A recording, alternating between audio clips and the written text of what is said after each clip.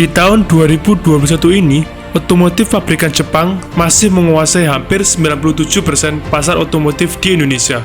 1,5%-nya dikuasai oleh pabrikan dari negeri ginseng alias Korea, dan sisanya dikuasai oleh pabrikan Amerika dan Eropa. Jika kita mengulik lebih dalam kembali, merek pabrikan Jepang paling laku nomor pertama, tidak lain dan tidak bukan, pasti sobat mekanik tahu semua. Yap, betul sekali, merek yang sering digunakan untuk rental mobil dan mobil perkantoran yaitu Toyota. Peringkat kedua diduduki oleh merek Honda.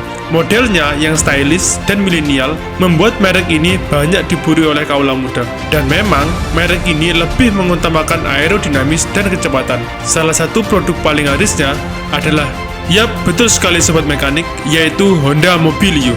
Peringkat ketiga diduduki oleh Daihatsu dengan produk paling larisnya, yaitu Daihatsu Xenia. Dan peringkat keempatnya diduduki oleh merek Nissan.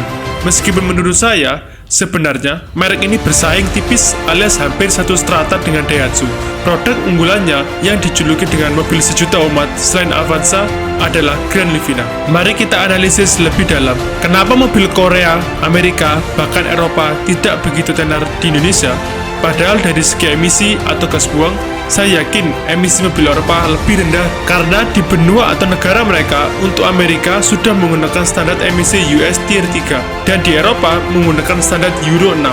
Bila kita bandingkan dengan Indonesia yang menggunakan standar Euro, maka Indonesia masih menggunakan standar Euro 2. Dari perbandingan standar emisi saja sudah jauh. Seharusnya teknologi mobil Eropa pasti lebih maju dan nyaman. Oke, kita lihat dari sisi yang lain. Dari sisi desain dan teknologi, kita berkaca saja pada Mercedes-Benz, BMW, mobil asal pabrikan Jerman ini sudah tidak diragukan kehandalannya dan keamanannya.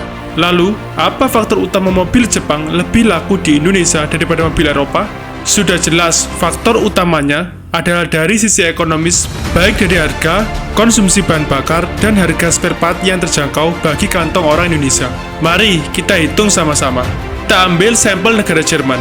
PDB mereka mencapai $45.000 per tahun, sedangkan di Indonesia hanya $4.000 per tahun, hampir 10 kali lipatnya. Padahal penduduk Indonesia berkali-kali lipat lebih besar dari Jerman. Mengapa harga mobil Eropa begitu mahal? Apakah hanya karena faktor pajak dan bea cukai yang begitu besar?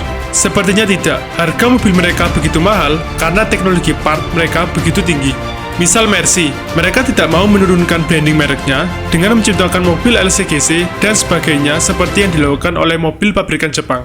Contoh teknologi Mercy terbaru adalah ER-HUD. Pasti sobat mekanik asing dengan istilah tersebut. Pengertiannya, gampangnya adalah ER-HUD itu berfungsi memproyeksikan tampilan dashboard yang biasanya ada di depan setir mobil kita seperti RPM, kecepatan, indikasi bahan bakar, temperatur mobil, dan beberapa sensor ke layar kaca depan, tanpa mengurangi pandangan kita ke depan. Hal tersebut bisa menjadikan dashboard lebih luas dan efisien untuk digunakan fitur yang lain.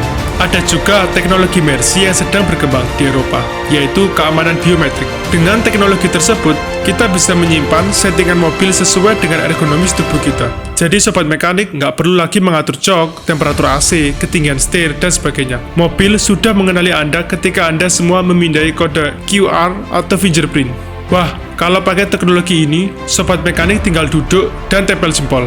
Mobil Mercy juga lebih memanjakan kita sebagai pengemudi dengan memasang sebuah sensor untuk pergerakan anatomi tubuh kita. Jadi, kita nggak perlu repot-repot ngatur angle kaca spion pas lagi parkir. Kaca spion sudah menyesuaikan dengan posisi kepala kita, dilengkapi dengan sensor facial recognition, alias fungsinya untuk mengetahui kita lagi lelah atau fit. Mantap juga ini mobil ya. Nggak bakalan sampai microslip ini ketika sensor mendeteksi kalau kita lelah. Canggihnya lagi, dia tidak hanya memperingatkan kita ketika lelah, tapi juga mengontrol mobil dengan menurunkan throttle dan speed dibantu dengan teknologi cruise control agar mobil ini menjaga jarak dengan mobil depannya. Seharusnya Indonesia mampu membuat teknologi ini karena part dari mobil Mercedes-Benz ternyata ada yang dibuat di Indonesia, tepatnya di salah satu kota di Jawa Tengah. Ayo pemerintah, buatlah mobil nasional yang berteknologi tinggi. Mau sampai kapan kita menjadi pasar? Sesekali, jadilah kita sebuah produsen mobil, karena sumber alam Indonesia jauh lebih besar dari Jerman.